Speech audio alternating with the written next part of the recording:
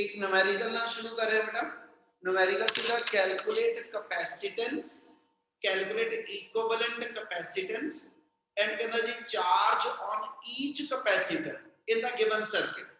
अपने को भी ਆਪਾਂ एक क्वेश्चन इदा बनाया सीगा कि भी मान लो एक मैंने उन्हें सर्किट देता, उस सर्किट के अंदर मैंने कुछ कैपेसिटर दिते हैं बेटा।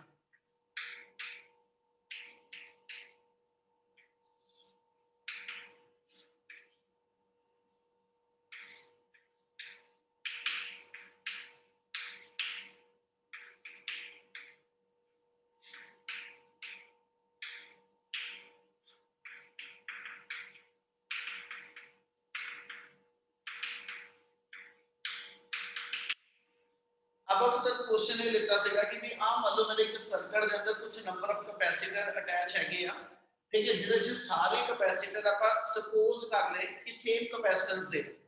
ਉਹਨੇ ਕਿਹਾ पूरे सर्किट ਦੀ टोटल कैपेसिटेंस ਕੱਢੋ ਕਿੰਨੀ ਆ, और सेकंड ਉਹਨੇ ਆਪਾਂ ਨੂੰ क्वेश्चन ये किया कि calculate the charge on each capacitor. ਉਹ ਹੁਣ ਇੱਕ ਵਾਰੀ ਬਹੁਤ ਧਿਆਨ ਨਾਲ ਇੱਕ ਨੂਮੈਰੀਕਲ ਨੂੰ ਸਮਝਿਓ, ਕਿਤੇ ਵੀ ਡਾਊਟ ਆ ਤੇ ਆਪਣੇ ਲਈ ਕਨਫਿਊਜ਼ਨ ਨਾ ਰੱਖਿਓ, ਕੁਝ ਜ਼ਰੂਰ ਲਈਓ। ਉਹਨੇ ਮੈਨੂੰ ਕਿਹਾ ਕਿ ਵੀ ਪਹਿਲਾਂ ਐਸਐਚ ਦੀ ਇੱਕ ਤੇ ਆਪਣੇ ਕੋਲ ਚਾਰਜ ਕੱਢਣਾ ਹਰ ਕੈਪੈਸਿਟਰ ਦਾ ਫਾਰਮੂਲਾ ਇੱਕੋ ਹੀ ਆ, ਫਾਰਮੂਲਾ ਇੱਕੋ ਹੀ ਆ, ਠੀਕ ਹੈ, Q = CV। ਉਸ ਫਾਰਮੂਲੇ ਨਾਲ ਕਿਸੇ ਕੈਪੈਸਿਟਰ 'ਚ ਅਸੀਂ ਚਾਰਜ ਕੱਢਾਂਗੇ, ਕਿਤੇ ਅਸੀਂ ਵੋਲਟੇਜ ਕੱਢਾਂਗੇ, ਇਹਦਾ ਤਾਂ ਕੋਈ ਨਾ ਕੋਈ ਵੇਰੀਏਬਲ ਕਢਾਏਗਾ, फॉर्मूला एक ही यूज होना बार बार, और वो फॉर्मूला Q = CV अपना मेन रहेगा। इतनी गल क्लियर ना? Yes sir. Yes sir. दूसरा वर्ड सब तो पहले जो भी कॉम्बिनेशन च कैपेसिटर आ वो च नोट करने वाली चीज होएगी कैपेसिटर्स केड़े ने जिन्हां च चार्ज सेम फ्लो करना, किन्हां च चार्ज डिवाइड हो जाना, ओनू थोड़ा ध्यान नाल समझी, ठीक है। ਆਪਾਂ ਇਹਦੇ ਵਿੱਚ ਜਦੋਂ ਵੀ ਸ਼ੁਰੂ ਕਰਨਾ, ਮੰਨ ਲਓ ਆਪਣੇ ਕੁਐਸਚਨ ਦੇ ਅੰਦਰ ਆ ਬੈਟਰੀ ਨਾ ਦਿੱਤੀ ਹੁੰਦੀ, ਆਪਣੇ ਕੁਐਸਚਨ ਦੇ ਅੰਦਰ ਉਹਦੀ ਗੱਲ ਇਦਾਂ ਗਈ ਹੁੰਦੀ calculate equivalent capacitance between A and B। ਤੇ ਬੱਚੇ ਸਭ ਤੋਂ ਪਹਿਲਾਂ ਆਪਾਂ ਕਰਾਂਗੇ ਕਿ ਆਪਣਾ ਜਿਹੜਾ ਵੀ ਗਿਵਨ ਸਰਕਟ ਆ ਹਨਾ, ਉਸ ਸਰਕਟ ਦੇ ਅਕ੍ਰੋਸ ਤੁਸੀਂ ਜਿਹੜੇ ਦੋ ਟਰਮੀਨਲ ਉਹ ਕਹੇਗਾ, ਠੀਕ ਹੈ, ਉਹਨਾਂ ਦੋ ਟਰਮੀਨਲ 'ਚ ਸਭ ਤੋਂ ਪਹਿਲਾਂ ਆਪਣੇ ਕੋਲੋਂ ਇੱਕ ਬੈਟਰੀ ਆਪਾਂ ਸਪੋਜ਼ ਕਰ ਲੈਣੀ। गल समझ आई जो मैं बोलिया? हाँ जी सर। हाँ जी सर। ठीक है, आपको बैटरी नहीं दिती भी होवे ना, तुसी अपने कोलों 20 वोल्ट दी जिहदी कोई न्यूमेरिकल वैल्यू नहीं, आपां अपने कोलों एक 20 वोल्ट दी बैटरी सब तो पहले सपोज करनी है। आपां कहने जी इत्थे एक बैटरी लगी है, अपने पहले पार्ट को सॉल्व करन लगे ये 12 वोल्ट दी होना कोई जरूरी नहीं, आपां 20 वोल्ट मान लिया। हुण होएगा कि अपने एक प्रॉपर्टी पता बैटरी दे पॉजिटिव तो चार्ज फ्लो करू, बैटरी के नेगेटिव पे आके मुकना, अपन जितना भी टाइम लगेगा अपन लाना एक ਨੂੰ ਬਹੁਤ ਤਸੱਲੀ ਨਾਲ ਪਹਿਲਾਂ ਸਮਝਿਓ। ਹੁਣ ਜਦੋਂ ਇਤੋਂ ਚਾਰਜ ਫਲੋ ਕਰਨਾ ਸ਼ੁਰੂ ਹੋਇਆ ਤੇ ਜਦੋਂ ਚਾਰਜ ਮੇਰਾ A ਪੁਆਇੰਟ ਤੋਂ ਕ੍ਰਾਸ ਕਰਕੇ है ना, A ਪੁਆਇੰਟ ਤੋਂ ਕ੍ਰਾਸ ਕਰਕੇ Q ਕੂਲਮ ਚਾਰਜ ਇਸ ਪਹਿਲੇ ਕੈਪੈਸਿਟਰ ਕੋ ਪਹੁੰਚਿਆ ਤੇ ਬੇਟਾ ਜਿੰਨਾ ਬੈਟਰੀ ਦਾ ਟੋਟਲ ਚਾਰਜ ਆ ਪਹਿਲੇ ਕੈਪੈਸਿਟਰ ਚੋਂ ਉਹ ਪੂਰਾ ਚਾਰਜ ਨਿਕਲ ਕੇ ਜਾਣਾ, ठीक है। पहले पॉइंट इधर कैपेसिटर को एक कुछ पॉइंट का नाम दे दियो, ठीक है, आ पॉइंट ਆਪਾਂ ਚੁੱਕ ਲੈਂਦੇ ਆ, मेरे को कुछ पॉइंट्स ਨੂੰ ਨਾਮ ਦੇ ਦਿਓ, ਇਹਨਾਂ ਨੂੰ ਆਪਣੀ ਮਰਜ਼ੀ ਆ ਨਾਮ ਜੋ ਮਰਜ਼ੀ ਦੇ ਦਿਓ। ਹੁਣ ਜਦੋਂ ਇਸ ਕੈਪੈਸਿਟਰ ਚੋਂ ਚਾਰਜ ਫਲੋ ਕਰਨਾ ਤੇ ਬੈਟਰੀ ਦਾ ਟੋਟਲ ਚਾਰਜ ਜਿੰਨਾ ਵੀ ਹੈ ਪਹਿਲੇ ਕੈਪੈਸਿਟਰ ਚੋਂ ਸਾਰਾ ਨਿਕਲਣਾ, ਤੇ ਜਦੋਂ ਬੈਟਰੀ ਦਾ ਟੋਟਲ ਚਾਰਜ ਇਸ ਕੈਪੈਸਿਟਰ ਚੋਂ ਸਾਰਾ ਫਲੋ ਕਰਕੇ ਜਾਏਗਾ, ਇਹਦੇ ਅਸੀਂ ਇੱਕ ਵਰਡ ਆਪਣੇ ਦਿਮਾਗ 'ਚ ਰੱਖ ਲਾਂਗੇ कि C1 कैपेसिटर ने सीरीज ਵਿੱਚ ਜੁੜਨਾ, ਕਿਉਂਕਿ ਜਿੱਥੋਂ ਚਾਰਜ ਸੇਮ ਫਲੋ ਕਰਦਾ ਉਹ ਕੈਪੈਸਿਟਰ ਸੀਰੀਜ਼ ਵਿੱਚ ਜੁੜਦਾ ਅਗਲੇ ਆਉਣ ਵਾਲੇ ਕੈਪੈਸਿਟਰਸ ਨਾਲ। ਇਹਦਾ ਮਤਲਬ C1 ਸੀਰੀਜ਼ ਵਿੱਚ ਜੁੜੇਗਾ, ਪਰ ਸੀਰੀਜ਼ ਵਿੱਚ ਜੁੜਨ ਵਾਸਤੇ ਕੋਈ ਦੂਜਾ ਕੈਪੈਸਿਟਰ ਤਾਂ ਹੋਣਾ ਚਾਹੀਦਾ ਜਿਹਦੇ ਨਾਲ ਇਹਨੇ ਸੀਰੀਜ਼ ਵਿੱਚ ਜੁੜਨਾ। ਹੁਣ ਉਹ ਦੂਜਾ ਕੈਪੈਸਿਟਰ ਕਿੱਥੋਂ ਲੈਣਾ ਸੀ? ਉਹਦੇ ਵਾਸਤੇ ਆਪਾਂ ਕਹਿੰਦੇ ਚਾਰਜ C1 ਤੋਂ ਫਲੋ ਕਰਕੇ ਆ ਗਿਆ, ਇਹ ਹਜੇ ਅੱਗੇ ਲੱਭਣਾ ਪਊਗਾ ਕਿ ਨਾ ਮੈਂ ਜੋੜਨਾ ਇਹਨੂੰ C1 ਨੂੰ ਸੀਰੀਜ਼ ਦੇ ਵਿੱਚ। ਉਹਦੇ ਲਈ ਆਪਾਂ ਚਾਰਜ ਇਹਦੇ ਤੋਂ ਫਲੋ ਕਰਾ ਲਿਆ, ਚਾਰਜ ਫਲੋ ਕਰਕੇ ਪਹੁੰਚ ਗਿਆ B ਪੁਆਇੰਟ ਤੇ। ਜਦੋਂ ਚਾਰਜ B ਪੁਆਇੰਟ ਤੇ ਆਇਆ ਬੇਟਾ ਤੇ ਚਾਰਜ ਨੂੰ ਫਲੋ ਕਰਨ ਦੇ ਦੋ ਰਸਤੇ ਮਿਲੇ, ਇੱਕ ਚਾਰਜ ਜਿਹੜਾ ਵਾ ਉਹਨੂੰ C2 ਚੋਂ ਨਿਕਲਣ ਲਈ ਰਸਤਾ ਮਿਲਦਾ ਪਿਆ, ਇੱਕ ਚਾਰਜ ਨੂੰ C3 ਵਿੱਚ ਲੈ ਜਾਣ ਦਾ ਰਸਤਾ ਮਿਲਦਾ। ਇਹਦਾ ਮਤਲਬ B ਵਾਲੇ ਪੁਆਇੰਟ ਤੇ ਚਾਰਜ ਦੋ ਪਾਰਟ 'ਚ ਡਿਵਾਈਡ ਹੋ ਗਿਆ, ਤੇ ਜਦੋਂ ਚਾਰਜ ਡਿਵਾਈਡ ਹੋਵੇ ਤੇ ਅਸੀਂ ਕਹਿੰਦੇ ਚਾਰ ਕੈਪੈਸਿਟਰ ਪੈਰਲਲ ਚ ਹੁੰਦੇ ਆ। ਚਾਰਜ ਜੇਕਰ ਨੰਬਰ ਆਫ ਕਪੈਸਿਟਰ ਚੋਂ ਸੇਮ ਫਲੋ ਕਰੇ ਉਹ ਸੀਰੀਜ਼ ਹੁੰਦੇ, ਜੇ ਚਾਰਜ ਦੀ ਡਿਵੀਜ਼ਨ ਹੁੰਦੀ ਹੋਵੇ ਤੇ ਕਪੈਸਿਟਰ ਪੈਰਲਲ ਚ ਹੁੰਦੇ। ਕਿੰਨੇ ਵਰਡ ਸਮੇਂ ਲੱਗੇ ਪਹਿਲਾਂ? Yes sir Yes, sir. Yes Yes, sir sir. ਜਦੋਂ ਚਾਰਜ B ਪੁਆਇੰਟ ਤੇ ਆਇਆ ਬੇਟਾ ਤੇ ਪੁੱਤ ਚਾਰਜ ਦਾ ਕੁਝ ਪੋਰਸ਼ਨ ਯਾਨੀ ਇਸ Q ਕੂਲਮ ਦਾ ਕੁਝ ਪੋਰਸ਼ਨ ਚਲਾ ਗਿਆ C2 ਵੱਲ, ਕੁਝ ਵੀ ਨਾਮ ਦੇ ਦਿਓ, ਠੀਕ ਹੈ, ਕੁਝ ਚਲਾ ਗਿਆ ਇਸ ਸਾਈਡ ਨੂੰ, ਇਧਰ ਵਾਲੇ ਨੂੰ ਆਪਾਂ ਕਹਿ ਦਿੰਦੇ Q1 ਆ, ਜਿਹੜਾ ਇਧਰ ਫਲੋ ਕਰ ਗਿਆ ਉਹਦਾ ਨਾਮ Q2 ਰੱਖ ਲਓ। ਹੁਣ ਚਾਰਜ ਚੱਲਿਆ ਕਿਹੜੇ ਟਰਮੀਨਲ ਤੋਂ ਆ? ਸ਼ੁਰੂ ਕਿੱਥੋਂ ਹੋਇਆ ਸੀ ਚੱਲਣਾ? पॉजिटिव ਪੋਜ਼ਿਟਿਵ ਤੋਂ। ਵਾਪਸ ਕਿੱਥੇ ਪਹੁੰਚਾਣਾ ਆਪਾਂ? Negative Negative. ਹੁਣ ਇੱਥੋਂ ਆ ਜਾਓ, ਜਦੋਂ ਚਾਰਜ B ਤੋਂ ਥੱਲੇ ਉਤਰ ਕੇ D ਤੇ ਆਇਆ C2 ਤੋਂ ਹੋ ਕੇ, ਹਨਾ, ਕਿਆ D ਤੋਂ ਬਾਅਦ ਉਹ E ਵੱਲ ਜਾਊਗਾ ਕਿ D ਤੋਂ ਬਾਅਦ ਉਹ F ਵੱਲ ਜਾਊਗਾ? F1 ਹਨਾ, ਇਹਦਾ ਮਤਲਬ ਇਹ ਹੋ ਗਿਆ ਜਿਹੜਾ ਚਾਰਜ Q ਕੂਲਮ ਵਿੱਚ ਦੋ ਪਾਰਟ ਚ ਡਿਵਾਈਡ ਹੋਇਆ Q1 ਤੇ Q2, ਉਧਰ ਇਹ ਦੋਨੋਂ ਪਾਰਟ ਮਿਲ ਕੇ ਵਾਪਸ ਇਸ ਜੰਕਸ਼ਨ ਤੇ ਆ ਕੇ ਪਹਿਲਾਂ ਇਕੱਠੇ ਹੋਣਗੇ, ਠੀਕ ਹੈ ਜੀ, ਤੇ ਉਸ ਤੋਂ ਬਾਅਦ ਚਾਰਜ D ਤੋਂ ਜਿਹੜਾ ਵਾ ਉਹ F1 ਨੂੰ ਚੱਲ ਜੂ, ਯਾਨੀ ਇਹ ਤੋਂ D ਤੋਂ ਬਾਅਦ ਅੱਗੇ ਰਸਤੇ 'ਚ ਕੋਈ ਹੋਰ ਕੈਪੈਸਿਟਰ ਨਹੀਂ ਲੱਗਾ ਹੋਇਆ। ਇਹਦਾ ਮਤਲਬ ਜਿੰਨਾ ਚਾਰਜ ਬੈਟਰੀ ਦੇ ਪੋਜ਼ਿਟਿਵ ਤੋਂ ਚੱਲਿਆ ਸੀ ਇਸ ਥਾਂ ਤੋਂ ਜਾ ਕੇ ਬੈਟਰੀ ਦੇ ਨੈਗੇਟਿਵ ਨੂੰ Q ਕੂਲਮ ਮੁੜਨਾ ਆਪਾਂ, ਤੇ ਇੱਥੇ ਉਹ Q ਕੂਲਮ ਦੋ ਪਾਰਟ 'ਚ ਡਿਵਾਈਡ ਹੋ ਚੁੱਕਾ, Q1 ਤੇ Q2 'ਚ, ਤੇ ਜਿਹੜੇ ਦੋ ਕੈਪੈਸਿਟਰ ਦੇ ਵਿੱਚ ਇਹ ਚਾਰਜ ਡਿਵਾਈਡ ਹੋਇਆ ਇਹ ਦੋਨੋਂ ਦੇ ਦੋਨੋਂ ਕੈਪੈਸਿਟਰ ਮੇਰੇ ਪੈਰਲਲ 'ਚ। ਹੁਣ ਗੱਲਾਂ ਪਹਿਲਾਂ ਸੁਣਦੇ ਚੱਲਿਓ, ਠੀਕ ਹੈ, ਆਪਾਂ ਲਿਖਣ ਲੱਗੇ ਗਲਤੀ ਕੀ ਕਹਿਣੀ, ਆਪਾਂ ਕਹਿੰਦੇ ਜੇ ਦੋਨੋਂ ਪੈਰਲਲ 'ਚ ਪੈਰਲਲ ਦੇ ਹਿਸਾਬ ਨਾਲ ਇਹਨੂੰ ਐਡ ਕਰ ਦਿਓ, ਪਰ ਐਡ ਉਦੋਂ ਤੱਕ ਨਹੀਂ ਕਰਨਾ, ਪੈਰਲਲ ਵਿੱਚ ਐਡ ਉਦੋਂ ਤੱਕ ਨਹੀਂ ਕਰਨਾ ਜਦੋਂ ਤੱਕ ਤੁਹਾਡੇ ਦੋਨਾਂ ਕੈਪੈਸਿਟਰ ਦਾ ਚਾਰਜ ਕਿਸੇ ਹੋਰ ਕੈਪੈਸਿਟਰ ਕੋਲ ਜਾਂਦਾ ਹੋਇਆ। ਪੈਰਲਲ ਉਦੋਂ ਤੱਕ ਨਹੀਂ ਐਡ ਕਰਨਾ ਜਦੋਂ ਤੱਕ ਦੋਨਾਂ ਕੈਪੈਸਿਟਰ ਵਿੱਚੋਂ ਕਿਸੇ ਵੀ ਕੈਪੈਸਿਟਰ ਦਾ ਚਾਰਜ ਅੱਗੇ ਹੋਰ ਕਿਸੇ ਕੈਪੈਸਿਟਰ ਕੋਲ ਜਾਣ ਵਾਲਾ ਹੋਇਆ। ਹੁਣ ਇਧਰੋਂ ਦਾ ਚਾਰਜ B ਤੋਂ ਚੱਲ ਕੇ D ਤੇ ਆ ਗਿਆ, ਯਾਨੀ C2 ਮੈਂ ਕਹੂੰਗਾ ਰੈਡੀ ਆ ਪੈਰਲਲ ਚ ਜੁੜਨ ਵਾਸਤੇ, ਕਿਉਂਕਿ ਇਹਦਾ Q2 ਦਾ ਚਾਰਜ C2 ਚ ਨਿਕਲਣ ਤੋਂ ਬਾਅਦ ਹੈ ਨਾ D ਤੱਕ ਪਹੁੰਚਦੇ ਹੋਰ ਕਿਸੇ ਕੋ ਨਹੀਂ ਗਿਆ, ਪਰ ਜਿਹੜਾ C3 ਵਾਲਾ ਚਾਰਜ Q1 ਇਹ C3 ਚ ਨਿਕਲਣ ਤੋਂ ਬਾਅਦ ਇੱਥੋਂ ਦੀ ਹੋ ਕੇ ਇਸ C4 ਕੋਲ ਜਾਊ ਹਜੇ? Yes, sir. Yes sir Yes, sir. ਮਤਲਬ ਇਹਦਾ ਨੰਬਰ ਹੋਇਆ C2 ਤੇ C3 ਦਾ ਰਿਸ਼ਤਾ ਜੋੜਨ ਤੋਂ ਪਹਿਲਾਂ, C2 ਤੇ C3 ਦਾ ਰਿਸ਼ਤਾ ਜੋੜਨ ਤੋਂ ਪਹਿਲਾਂ C3 ਤੇ C4 ਆਪਸ ਵਿੱਚ ਦੋਨੋਂ ਭਰਾ ਇਕੱਠੇ ਹੋਣਗੇ, ਠੀਕ ਹੈ, ਯਾਨੀ ਇਹਨਾਂ ਦੋਨਾਂ ਦੇ ਵਿੱਚ ਕਿਉਂਕਿ ਸੇਮ ਚਾਰਜ ਫਲੋ ਕਰਨਾ ਬੇਟਾ, ਸੋ ਇਹਨਾਂ ਨੂੰ ਪਹਿਲਾਂ ਕੰਬਾਈਨ ਕਰਕੇ ਸੀਰੀਜ਼ 'ਚ ਐਡ ਕਰੂੰਗਾ, ਇਹਨਾਂ ਦੋਨਾਂ ਦਾ ਜਿਹੜਾ ਇੱਕ ਬਣ ਜਾਏਗਾ C3 ਤੇ C4 ਨੂੰ ਮਿਲਾ ਕੇ ਇੱਕ ਕੈਪੈਸਿਟਰ ਨਵਾਂ ਤਿਆਰ ਹੋ ਜਾਏਗਾ, ਉਹ ਜਿਹੜਾ ਨਵਾਂ ਤਿਆਰ ਹੋਏਗਾ ਉਹ C2 ਦੇ ਨਾਲ ਪੈਰਲਲ 'ਚ ਜੁੜੂ। ਕਿਆ ਆ ਗੱਲ ਸਮਝ ਆਈ? ਯੈਸ ਹਾਂਜੀ sir Yes, sir. Yes, sir. ਇਹ ਚੀਜ਼ ਨੂੰ ਆਪਾਂ ਜਿਹਨੂੰ ਮੈਂ ਦਿਮਾਗ 'ਚ ਕਰ ਰਹੀ ਹਾਂ ਤੁਸੀਂ ਦਿਮਾਗ 'ਚ ਕਰੋਗੇ, ਇੱਕ ਅੱਧੇ ਕੁਐਸਚਨ ਵਾਸਤੇ ਆਪਾਂ ਇਹਦੇ ਨਾਲੋਂ ਨਾਲ ਜਿਹੜੇ ਛੋਟੇ ਸਰਕਟ ਬਣਨੇ ਆ ਆਪਾਂ ਉਹ ਬਣਾਉਂਦੇ ਹਾਂ। ਇਸ ਤੋਂ ਅਗਲਾ ਸਰਕਟ ਬਣਾਵਾਂ ਤੇ ਆ ਬੰਦਾ ਪਹਿਲੇ ਕੈਪੈਸਿਟਰ ਨੂੰ ਜੇ ਆਪਾਂ ਹੱਥ ਨਹੀਂ ਲਾਇਆ ਇੱਥੇ ਰਹਿਣ ਦਿਓ, ਠੀਕ ਹੈ ਜੀ, ਇਦਾਂ ਦੇ ਇੱਥੇ ਨੂੰ ਛੱਡ ਦਿੱਤਾ। ਇਸ ਤੋਂ ਬਾਅਦ ਆ ਮੇਰੇ ਕੋਲ ਜਦੋਂ ਪੁਆਇੰਟ ਤੇ ਆਇਆ, ਠੀਕ ਹੈ ਜੀ, ਜਿਹੜਾ ਥੱਲੇ ਉਤਰਨ ਵਾਲਾ ਕੈਪੈਸਿਟਰ ਹੈ ਇਦਾਂ ਦਾ ਇਦਾਂ ਹੀ ਆ, ਠੀਕ ਹੈ, ਆ ਦੋ ਕੈਪੈਸਿਟਰ ਇਕੱਠੇ ਹੋ ਕੇ ਇੱਕ ਕੈਪੈਸਿਟਰ ਬਣ ਜਾਣਾ, ਠੀਕ ਹੈ ਜੀ। C1 ਮੇਰਾ ਇਦਾਂ ਦਾ ਇਦਾਂ ਹੀ ਆ, C2 ਮੇਰੇ ਕੋਲ ਐਸਐਚ ਆ, ਜਿਹੜਾ C3 ਤੇ C4 ਨੂੰ ਮਿਲਾ ਕੇ ਇੱਕ ਨਵਾਂ ਕੈਪੈਸਿਟਰ ਬਣ ਗਿਆ। ਨਾਮਕਰਨ ਆਪਣੇ ਹਿਸਾਬ ਨਾਲ ਕਰ ਦਿਓ, ਆਪਾਂ ਇਹਦਾ ਨਾਮ ਇਹਨੂੰ C ਡੈਸ਼ ਕਹਿ ਦਿੰਦੇ, ਭਾਵੇਂ ਇਹਨੂੰ C34 ਲਿਖ ਲਓ, ਨਾਮ ਜੋ ਮਰਜ਼ੀ ਦੇ ਦਿਓ, ਯਾਨੀ ਇਹਨਾਂ ਦੋਨਾਂ ਤੋਂ ਇੱਕ ਨਵਾਂ ਕੈਪੈਸਿਟਰ ਬਣ ਕੇ ਆ ਜਾਏਗਾ। ਜਿੱਥੇ ਚਾਰ ਕੈਪੈਸਿਟਰ ਹੁੰਦੇ ਸੀ, ਚਾਰ ਤੇ ਮੇਰੇ ਰਹਿ ਗਏ ਤਿੰਨ ਕੈਪੈਸਿਟਰ। ਗੱਲ ਸਮਝ ਆਈ? Yes, sir. देखो खास करके वो रहना जिन्हों डाउटफुल आ वो गूंगे बन के ना बैठियो, जिथे नहीं समय लगे मैं बार बार कह रहा जरूर बुला के पूछ लियो, खड़े रहोगे कन्फ्यूजन बना के बह गए मुड़ के तो अगे जाके औखे होवांगे, ठीक है, इसलिए जे स्टेप नहीं समय लगे तो जरूर पूछ लियो। सी डैश इन्हां दो दे कॉम्बिनेशन तो बने, सब तो पहली कैलकुलेशन यदि लिख के रखते हैं अपने को क्लियर। सी डैश आया C3 ਤੇ C4 ਦੇ ਪੈਰਲਲ ਸੀਰੀਜ਼ ਤੋਂ, ਤੇ ਪੁੱਤ ਕੱਲ ਆਪਾਂ ਰਿਜ਼ਲਟ ਬਣਾਇਆ ਸੀ ਸੀਰੀਜ਼ ਚ ਕੈਪੈਸਿਟੈਂਸ ਜਿਹੜੀ ਆ ਰੈਸੀਪ੍ਰੋਕਲ ਐਡ ਹੁੰਦੀ, ਪੈਰਲਲ ਚ ਕੈਪੈਸਿਟੈਂਸ ਡਾਇਰੈਕਟ ਐਡ ਹੁੰਦੀ, ਤੇ ਜਦੋਂ ਰੈਸੀਪ੍ਰੋਕਲ ਐਡ ਹੋਊਗੀ ਜਦੋਂ ਰੈਸਿਪਰੋਕਲ ਕੋਈ ਟਰਮ ਐਡ ਹੋਏਗੀ, ਮੰਨ ਲਓ ਕੋਈ ਦੋ ਕੈਪੈਸਿਟਰ ਆ, ਇਹਨੂੰ ਆਪਾਂ ਸ਼ਾਰਟਕਟ ਚ ਡਾਇਰੈਕਟ ਜਿਹੜਾ ਵਾ ਸਿੰਪਲੀਫਾਈ ਕਰਕੇ ਲਿਖ ਸਕਦੇ ਹਾਂ, ਉੱਪਰ ਪ੍ਰੋਡਕਟ ਆ ਜਾਏਗੀ, ਨੀਚੇ ਸਮ ਆ ਜਾਏਗੀ। यानी ਆਪਾਂ ਇਦਾਂ ਕਰਕੇ ਰੈਸਿਪਰੋਕਲ ਬਾਰ-ਬਾਰ ਸੋਲਵ ਨਹੀਂ ਕਰਨੇ, ਸਿੱਧਾ ਆ ਫਾਰਮੂਲਾ ਦਿਮਾਗ 'ਚ ਰੱਖਾਂਗੇ, ਪ੍ਰੋਡਕਟ ਓਵਰ ਸਮ। ਕਲੀਅਰ ਹੈ ਗੱਲ? Yes, Yes, sir. sir.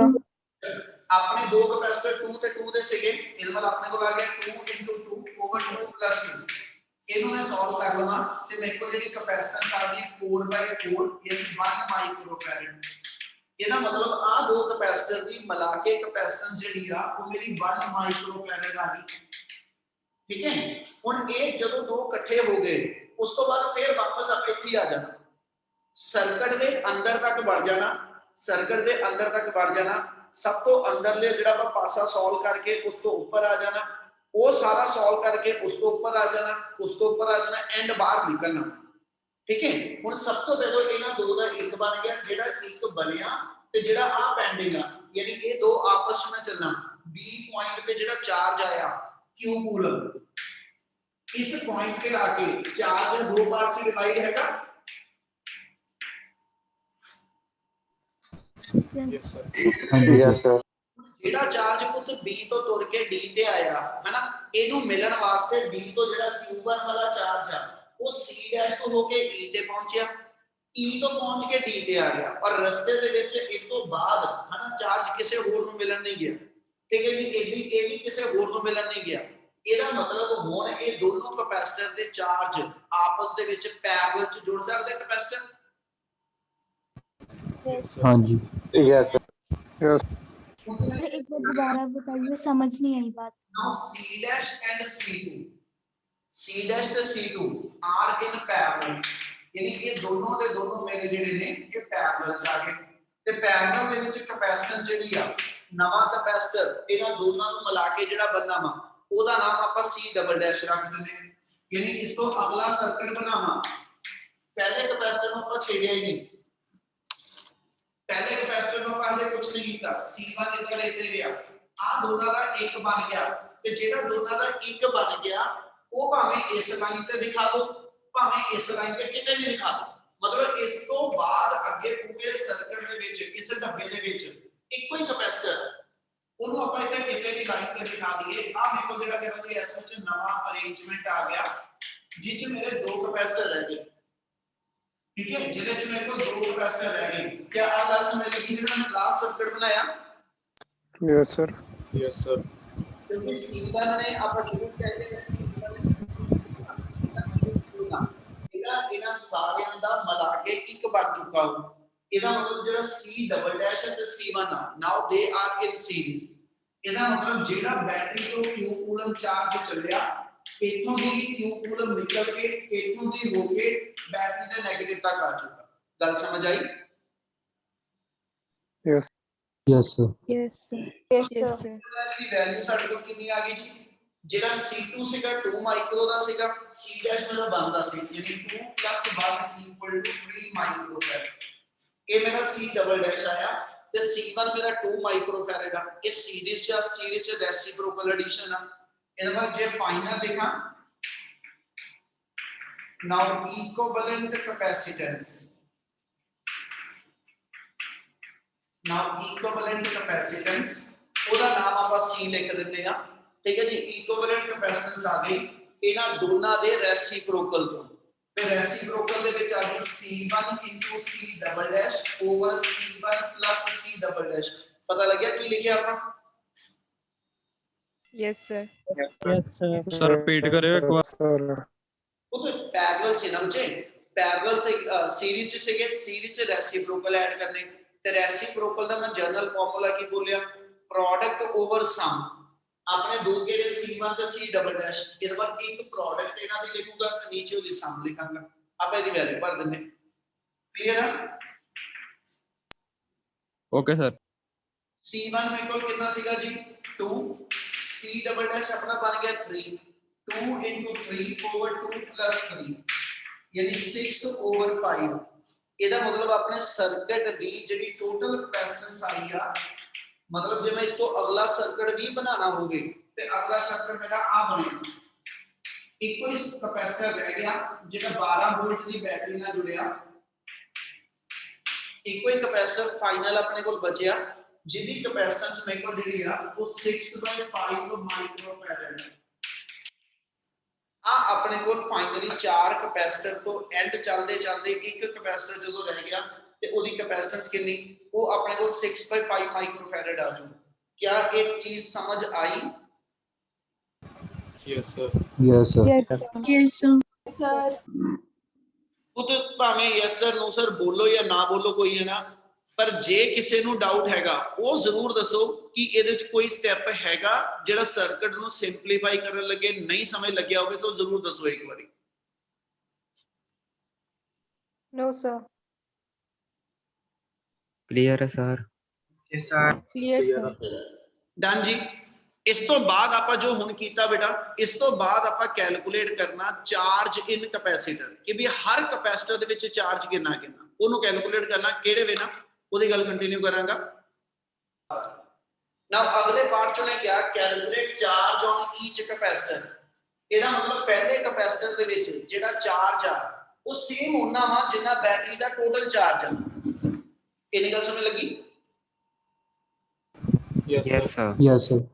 और ਇਹਦਾ ਚਾਰਜ ਮੈਂ ਜੇ ਕੱਢਣਾ ਵਾ ਪੂਰੇ ਚਾਰਜ ਬੈਟਰੀ ਨੇ ਕਿੰਨਾ ਚਾਰਜ ਭੇਜਿਆ ਤੇ ਪੁੱਤ ਲਾਸਟ ਸਰਕਟ ਡਾਇਗਰਾਮ ਚ ਜੇ ਮੈਂ ਆ ਜਾਵਾਂ, ਜਿਵੇਂ ਲਾਸਟ ਡਾਇਗਰਾਮ ਚ ਆ ਜਾਵਾਂ ਮੇਰੇ ਕੋਲ ਮੇਰੇ ਸਰਕਟ ਦੀ ਟੋਟਲ ਵੋਲਟੇਜ ਵੀ ਪਤਾ ਤੇ ਮੇਰੇ ਕੋਲ ਮੇਰੇ ਸਰਕਟ ਦੀ ਟੋਟਲ ਕੈਪੈਸਿਟੈਂਸ ਵੀ ਪਤਾ, ਤੇ ਜੇ ਮੈਨੂੰ ਆ ਦੋਨੋਂ ਚੀਜ਼ਾਂ ਪਤਾ ਤੇ ਇਸ ਕੈਪੈਸਿਟਰ ਨੂੰ ਬੈਟਰੀ ਨੇ ਕਿੰਨਾ ਚਾਰਜ ਦਿੱਤਾ ਕਿਊ ਕੂਲਮ, ਉਹ ਇੱਥੇ ਆਪਾਂ ਕੈਲਕੂਲੇਟ ਕਰ ਸਕਦੇ ਹਾਂ। Yes, sir. हाँ जी Yes. सर। हाँ जी sir. ਇਹਦਾ ਮਤਲਬ ਜੇ ਮੈਂ ਇਦਾਂ ਕਰਾਂ ਨਾਓ total charge ਸਪਲਾਈਡ by battery, total charge supplied by battery Q equal to C into V। पूरे सर्किट की कैपेसिटेंस मेरी 6/5 ਆ। ਗੱਲ ਦਿਮਾਗ ਚ ਲਿਖ ਕੇ ਬੋਲਣ ਲੱਗਿਆ ਮੈਨੂੰ ਮਾਈਕਰੋਫੈਰਡ ਨੂੰ ਫੈਰਡ ਚ ਬਦਲਣ ਦੀ ਲੋੜ ਨਹੀਂ, ਆਪਾਂ ਜਦੋਂ ਚਾਰਜ ਕੱਢਾਂਗੇ ਉਹਨੂੰ ਮਾਈਕਰੋ ਕੂਲਮ ਚ ਲਿਖ ਲਵਾਂ। ਮਤਲਬ ਪਾਵਰਾਂ ਨੂੰ ਬਹੁਤ ਜ਼ਿਆਦਾ ਸਿੰਪਲੀਫਾਈ ਕਰਨ ਦੀ ਇਹਨਾਂ ਕੁਐਸਚਨ ਚ ਲੋੜ ਨਹੀਂ ਪੈਣੀ। ਠੀਕ ਹੈ, ਮਾਈਕਰੋਫੈਰਡ ਆ ਮਾਈਕਰੋਫੈਰਡ ਰਹਿਣ ਦਿਓ। ਠੀਕ ਹੈ, ਇਹਨੂੰ ਲਾਸਟ ਚਾਰਜ ਦੀ ਅਮਾਉਂਟ ਨੂੰ ਅਸੀਂ ਮਾਈਕਰੋ ਕੂਲਮ ਲਿਖਣਾ। ਸੋ C ਆ ਗਿਆ ਮੇਰੇ ਕੋਲ 6/5 ਤੇ B ਹੈਗਾ ਸੋ ਮੇਰੇ ਕੋਲ 12।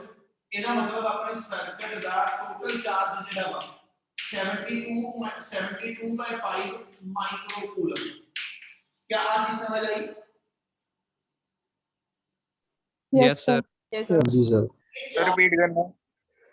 ਇਹ ਚਾਰਜ ਜਿਹੜਾ ਆਪਾਂ ਕੈਲਕੂਲੇਟ ਕੀਤਾ ਆਪਾਂ Q CV ਨਾਲ ਪੂਰੇ ਸਰਕਟ ਦਾ ਕੱਢ ਲਿਆ ਕਿ ਵੀ ਬੈਟਰੀ ਨੇ ਇੰਨਾ ਚਾਰਜ ਭੇਜਿਆ।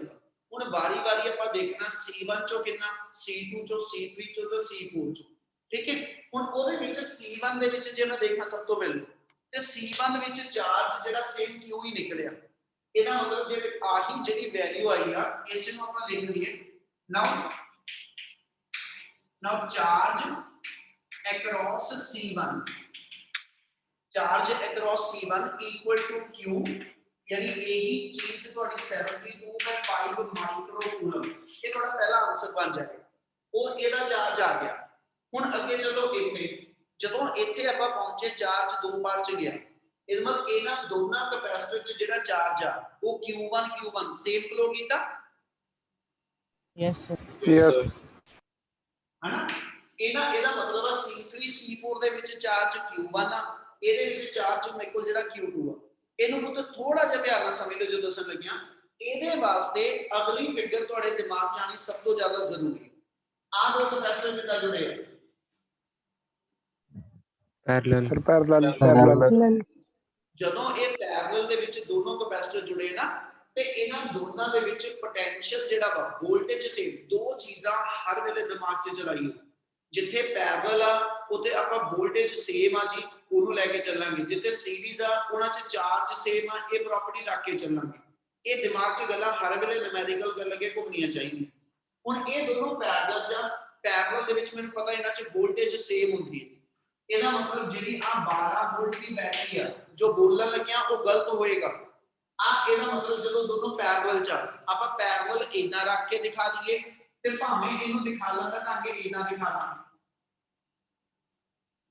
ਆਪਾਂ ਦੂਜਾ ਕਪੈਸਿਟਰ ਆ ਲਾਈਨ ਤੇ ਇੱਕ ਲਾ ਕੇ ਦਿਖਾ ਦਈਏ।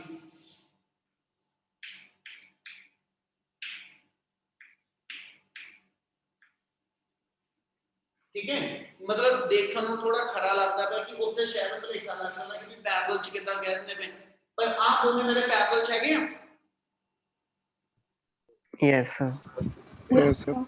ਇੱਥੇ ਪੁੱਤ ਜਿਹੜੀ ਗਲਤੀ ਹੋਣੀ ਨਾ, ਗਲਤੀ ਇਹ ਹੋਣੀ ਆ, ਅਸੀਂ ਕਹਿੰਦੇ ਜਦੋਂ ਪੈਰਲਲ ਚ ਵੋਲਟੇਜ ਸੇਮ ਹੁੰਦੀ ਆ, ਬਿਲਕੁਲ ਹੁੰਦੀ ਆ, ਕੋਈ ਗਲਤੀ ਨਹੀਂ, ਪਰ ਅਸੀਂ ਗਲਤੀ ਇਹ ਕਰਨੀ, ਅਸੀਂ ਕਹਿੰਦੇ ਜਦੋਂ ਪੈਰਲਲ ਚ ਵੋਲਟੇਜ ਸੇਮ ਹੈ ਨਾ, ਇਹਦੇ ਨਾਲ ਇਹ ਚ ਵੀ 12 ਵੋਲਟ ਆ बैटरी वाले ਇਹ ਚ ਵੀ 12 ਵੋਲਟ ਆ। ਇਹ ਲਾਈਨ ਗਲਤ, ਇਹ ਪੈਰਲਲ ਵਿੱਚ ਤੇ ਹੈਗੇ ਆ, ਪਰ ਇਹ ਦੋਨੋਂ ਦੇ ਦੋਨੋਂ ਕੈਪੈਸੀਟਰ ਜਿਹੜੇ ਨੇ ਇਹ ਡਾਇਰੈਕਟ ਇਸ 12 ਵੋਲਟ ਦੀ ਬੈਟਰੀ ਨਾਲ ਨਹੀਂ ਜੁੜੇ।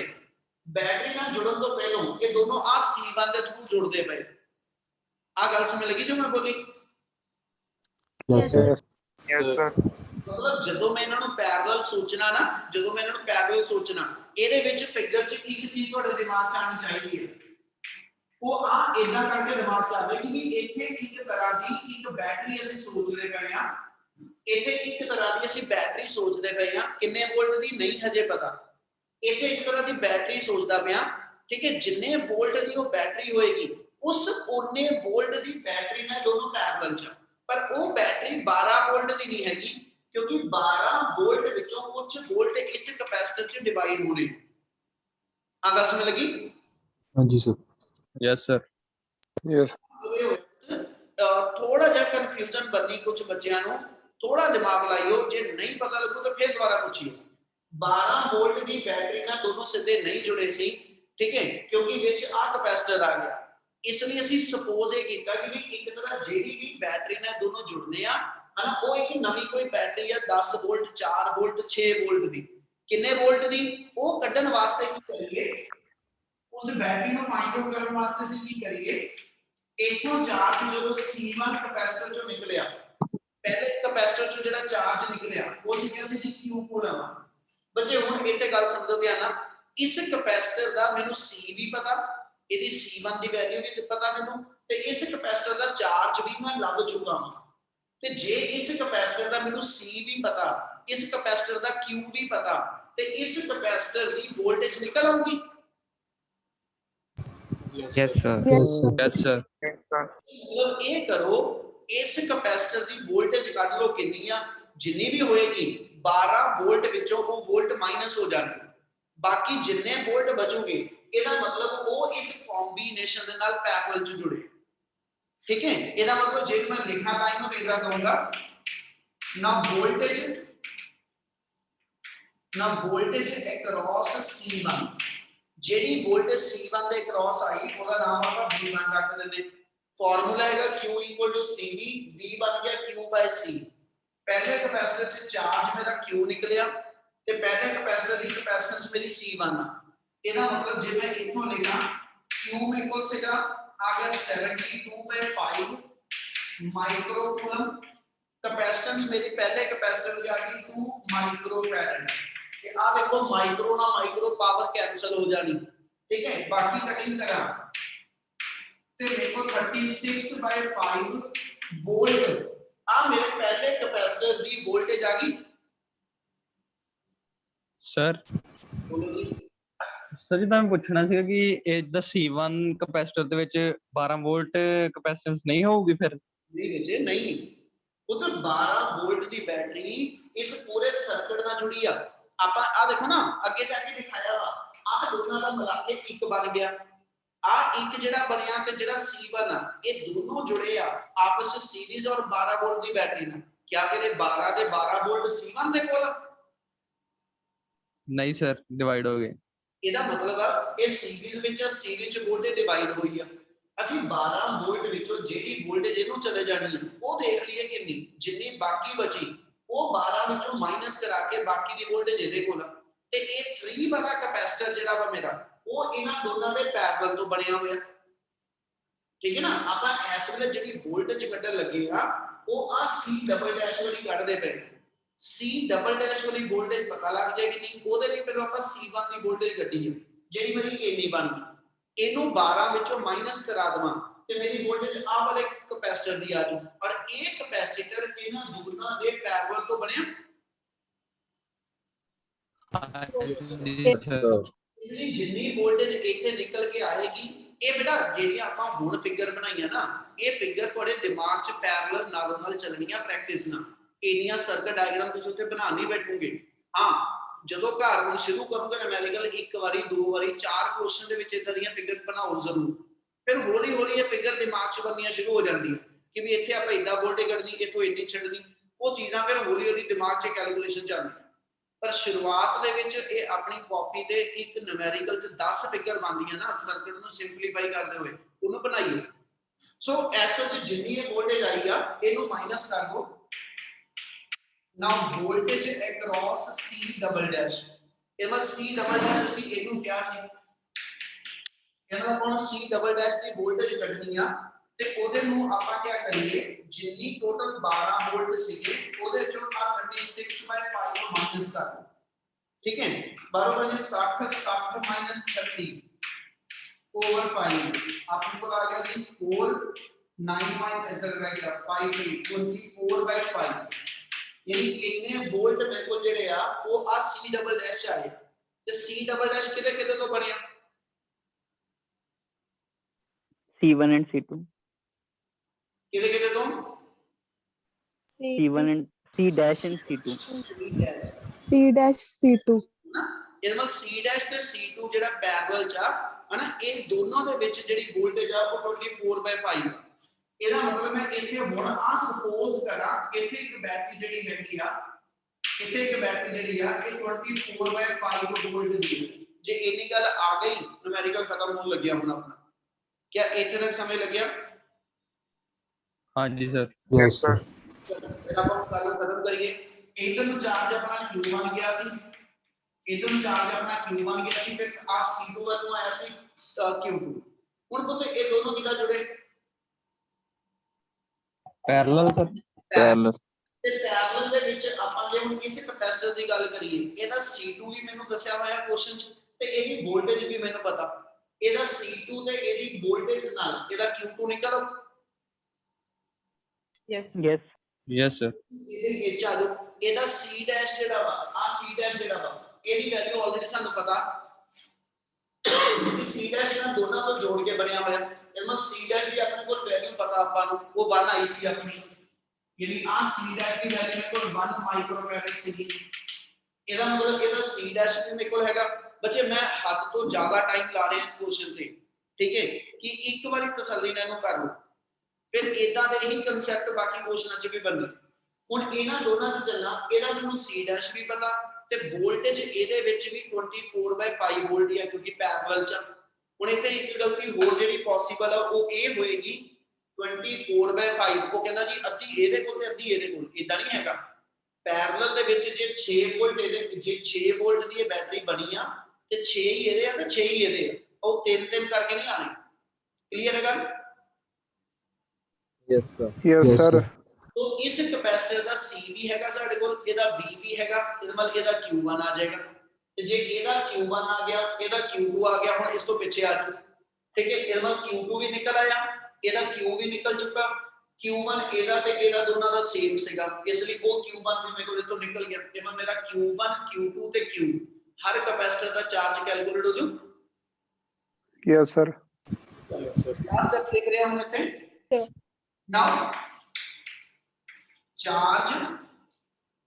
now charge across C2 ਤੇ ਜੇ ਮੈਂ C2 ਦਾ ਚਾਰਜ ਕੱਢਣਾ ਵਾ ਤੇ ਚਾਰਜ ਦਾ ਫਾਰਮੂਲਾ Q2 C2 ਇਹਨੂੰ ਕੁਝ ਨਾਮ ਦੇ ਦਿਓ ਆਪਣੇ ਕੋਲ ਜਿਹੜੀ ਆ ਵੋਲਟੇਜ ਹੈਗੀ ਨੂੰ ਆਪਾਂ V2 ਕਿਹਾ C2 V2 C2 ਦੀ ਵੈਲਿਊ ਆਪਣੇ ਕੋਲ ਹੈਗੀ ਆ 2 ਮਾਈਕਰੋਫੈਰਡ और V2 ਸਾਡਾ ਆ ਗਿਆ 24/5 ਇਹ ਆਪਣੇ ਕੋਲ ਬਣ ਗਿਆ ਜੀ 48/5 ਮਾਈਕਰੋਕੂਲਮ ਵੈਰੀ ਕਲੀਅਰ ਹੈ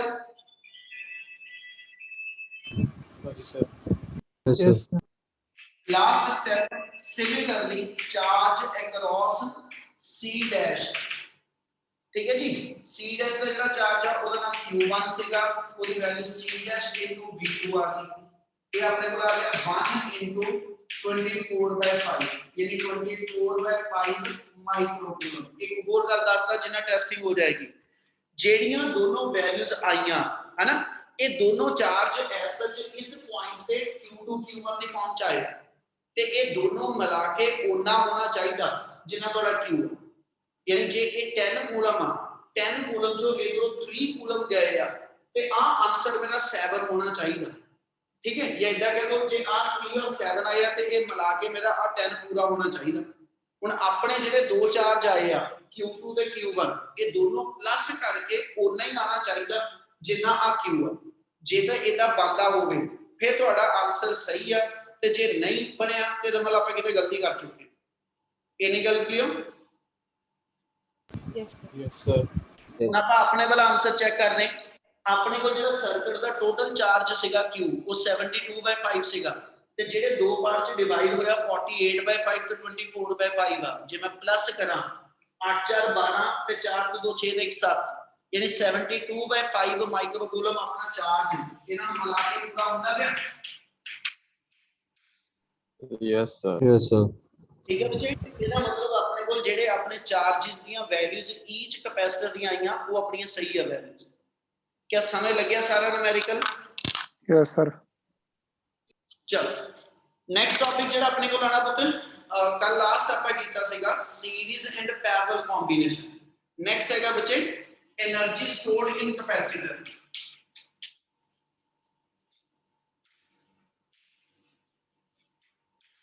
एनर्जी स्टोर्ड इन कैपेसिटर। सिर्फ एक चीज समझियो पहलो फिर आप टॉपिक की गल करते हैं। एक कैपेसिटर दिता ਇਹਨੂੰ ਤੁਸੀਂ ਇੱਕ ਬੈਟਰੀ ਨਾਲ ਲਾਤਾ ਨਾਲ ਹੀ ਆਪਾਂ 92 ਕੀ ਲਗਾ ਦੇਣੀ। ਜਦੋਂ ਮੈਂ ਕੀ ਪ੍ਰੈਸ ਕਰਾਂਗਾ ਕੀ ਹੋਏਗਾ?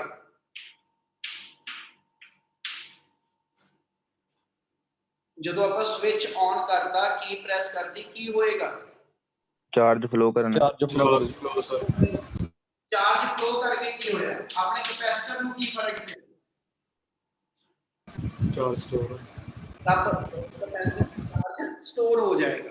यानी इसे कहते हैं जी कैपेसिटर मेरा चार्ज हो गया ਤੇ ਜਦੋਂ ਕੈਪੈਸਿਟਰ ਚਾਰਜ ਹੋ ਗਿਆ ਤੇ ਇਹਦਾ ਮਤਲਬ ਆ ਕਿ ਕੈਪੈਸਿਟਰ ਦੇ ਵਿੱਚ ਮੇਰੇ ਕੋਲ ਜਿਹੜਾ ਚਾਰਜ ਸਟੋਰ ਹੋਇਆ ਉਹ ਬਹੁਤ એનર્ਜੀ ਬਣ ਕੇ ਸਟੋਰ ਹੋਊਗਾ।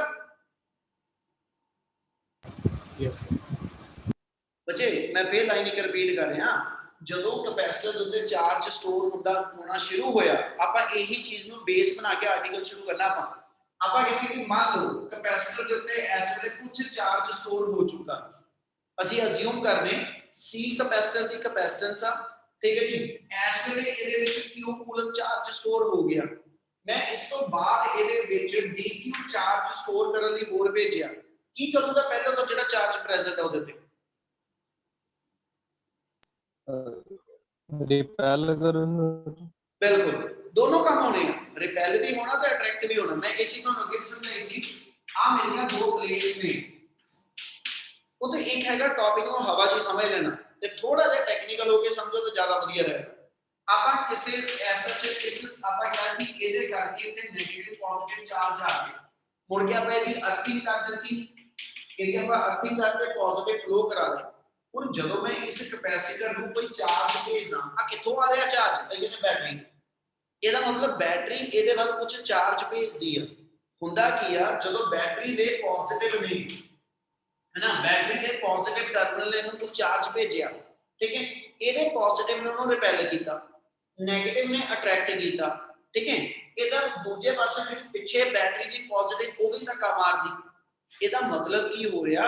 ਕੈਪੈਸਿਟਰ ਦੇ ਵਿੱਚ ਜਿੰਨਾ ਕਿ ਚਾਰਜ ਹੈਗਾ ਉਹ ਆਉਣ ਵਾਲੇ ਚਾਰਜ ਨੂੰ ਰੋਕਣ ਵਾਸਤੇ ਹੈ ਨਾ ਆ ਪਲੇਟ ਵਰਕ ਕਰੇਗੀ, ਜਦ ਕਿ ਬੈਟਰੀ ਉਸ ਚਾਰਜ ਨੂੰ ਇਹਦੇ ਤੇ ਸਟੋਰ ਕਰਨ ਵਾਸਤੇ ਵਰਕ ਕਰੇਗੀ। ਤੇ ਜੇ ਬੈਟਰੀ ਨੇ ਐਸਾ ਕੁਝ ਵਰਕ ਕਰਕੇ ਉਹ ਚਾਰਜ ਇਹਦੇ ਉੱਤੇ ਸਟੋਰ ਕਰ ਦਿੱਤਾ ਹੈ ਨਾ, ਇਹਦੇ ਉੱਤੇ ਹੋਰ ਚਾਰਜ ਜਿਹੜੀ ਇਸ ਵੇ ਨਾ ਆ ਗਿਆ ਤੇ ਬੇਟਾ ਕੰਟੀਨਿਊਸਲੀ ਬੈਟਰੀ ਦੀ ਜਿੰਨੀ ਕੈਮੀਕਲ એનર્ਜੀ ਰਿਡਿਊਸ ਹੁੰਦੀ ਜਾਏਗੀ, ਕਿਉਂਕਿ ਮੇਰੀ ਬੈਟਰੀ ਡਿਸਚਾਰਜ ਹੁੰਦੀ ਜਾ ਰਹੀ ਹੈ, ਠੀਕ ਹੈ ਨਾ। ਬੈਟਰੀ ਕਮ ਚੱਲਦੀ ਜਾ ਰਹੀ, ਬੈਟਰੀ ਦੀ ਵੋਲਟੇਜ ਘਟਦੀ ਜਾ ਰਹੀ ਹੈ ਹੌਲੀ ਹੌਲੀ। ਇਹਦਾ ਮਤਲਬ ਜਿੰਨੀ ਬੈਟਰੀ ਆਪਣੀ એનર્ਜੀ ਸਪਲਾਈ ਕਰਦੀ ਜਾਏਗੀ ਉਹ ਬੈਟਰੀ ਦੀ એનર્ਜੀ ਕੈਪੈਸਿਟਰ ਨੂੰ ਚਾਰਜ ਕਰੀ ਜਾਂਦੀ। ਤੇ ਬੇਸਿਕਲੀ ਇਹਦਾ ਮਤਲਬ ਇਹ ਹੋਇਆ ਬੈਟਰੀ ਨੇ ਜਿੰਨਾ ਵਰਕ ਕੀਤਾ बैटरी ने जिन्ना वर्क किया है ना ਉਹਦੇ ਨਾਲ बैटरी की एनर्जी सॉरी ਉਹਦੇ ਨਾਲ बैटरी की ਜਿਹੜੀ केमिकल एनर्जी वो घटती जा रही है ठीक है कैपेसिटर ਦੇ ਵਿੱਚ ਉਹ इलैक्ट्रिकल एनर्जी बन के स्टोर होती जा रही है क्या आज चीज समझ आई Yes, sir. Yes, sir. Yes, sir. चलो यही अपना टॉपिक भी है ਉਹਨੇ ਕਿਹਾ ਜੀ એનર્ਜੀ ਸਟੋਰਡ ਇਨ ਕੈਪੈਸਿਟਰ ਦਾ ਮਤਲਬ ਕੱਢੋ ਤੇ એનર્ਜੀ ਦੀ ਵੈਲਿਊ ਕਿਹੜੇ ਵੇਰੀਏਬਲ ਤੇ ਡਿਪੈਂਡੈਂਟ ਹੈ ਤੇ ਬੇਟਾ ਆਪਾਂ ਇਹ ਇਦਾਂ ਡਿਫਾਈਨ ਕਰਨਾਂਗੇ ਇਸ ਵੇਲੇ ਕੈਪੈਸਿਟਰ ਦੇ ਉੱਤੇ q ਕੂਲਮ ਚਾਰਜ ਸਟੋਰ ਹੋ ਚੁੱਕਾ ਠੀਕ ਹੈ c ਕੈਪੈਸਿਟਰ ਦੀ ਕੈਪੈਸਿਟੈਂਸ ਕੀ ਜਿਹਦੇ ਕਰਕੇ ਕੈਪੈਸਿਟਰ ਦੀ ਪਲੇਟ ਦੇ ਅਕ੍ਰੋਸ ਅਸੀਂ ਮੰਨਿਆ ਕਿ ਕੁਝ ਪੋਟੈਂਸ਼ੀਅਲ ਡਿਫਰੈਂਸ ਬਿਲਟ ਅਪ ਹੋ ਚੁੱਕਾ ਠੀਕ ਹੈ ਜਿਹਨੂੰ ਅਸੀਂ v ਮੰਨ ਲੈਂਦੇ ਮੈਂ ਇੱਕ v ਚੁੱਕ ਦਿੱਤਾ ਇਹਦੇ ਆਪਾਂ ਨੂੰ ਵੇਰੀਏਬਲ ਦੀ ਲੋੜ ਨਹੀਂ ਹੈ ਇਹਦਾ ਮਤਲਬ ਇਸ ਵੇਲੇ ਇਹਦੇ ਵਿੱਚ 20 ਵੋਲਟ ਦਾ ਪੋਟੈਂਸ਼ੀਅਲ ਡਿਫਰੈਂਸ ਆ q coulomb charge already store ਹੋ ਚੁੱਕਾ c ਇਹਦੀ ਕੈਪੈਸਿਟੈਂਸ ਦਾ ਚਾਰਜ ਸਟੋਰ ਕਰਨ ਇਸ ਮੂਵਮੈਂਟ ਦੇ ਆਪਾਂ ਮੇਰੇ ਤੇ ਲਿਖ ਸਕਦੇ we know that potential at any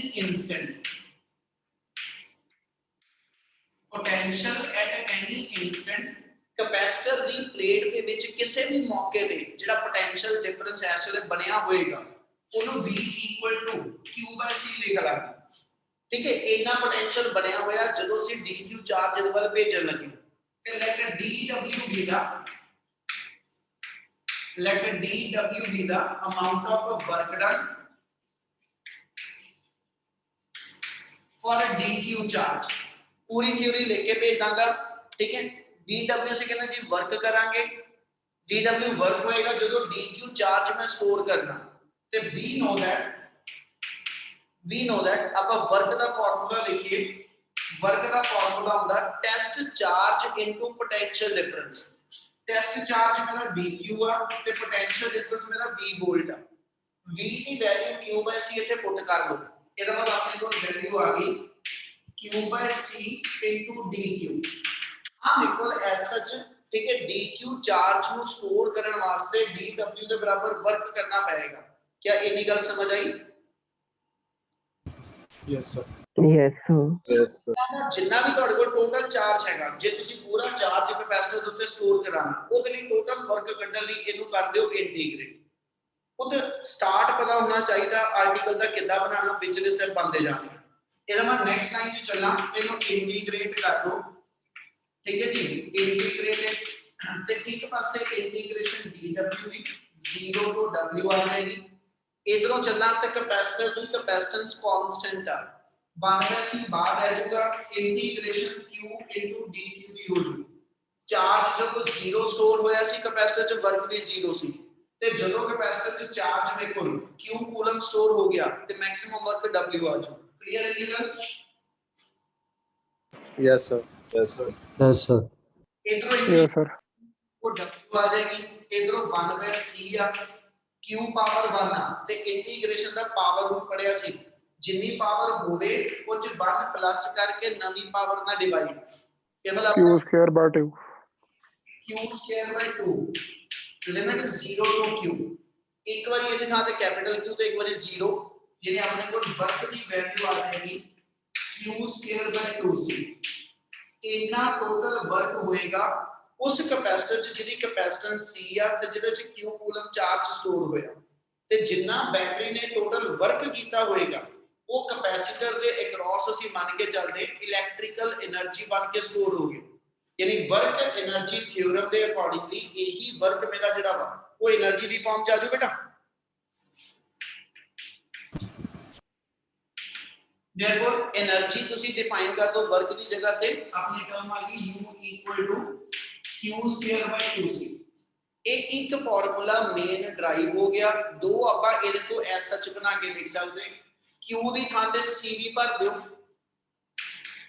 q ਦੀ ਥਾਂ ਤੇ c ਵੀ ਭਰ ਦਿਓ ਤੇ ਆਪਣੇ ਕੋਲ એનર્ਜੀ ਦਾ ਫਾਰਮੂਲਾ c²v²/2c ਯਾਨੀ ਹਾਫ c² ਆ ਜਾਏਗਾ ਇਹ ਸੈਕੰਡ ਫਾਰਮੂਲਾ ਬਣ ਜਾਏਗਾ એનર્ਜੀ ਸਟੋਰ ਦਾ ਤੇ ਜੇ ਮੈਂ c ਦੀ ਥਾਂ ਤੇ q/v ਭਰ ਦਵਾਂ ਇਸ ਰਿਲੇਸ਼ਨ ਚੋਂ ਤੇ ਤੀਜਾ ਫਾਰਮੂਲਾ ਆ ਜਾਏਗਾ u q²/2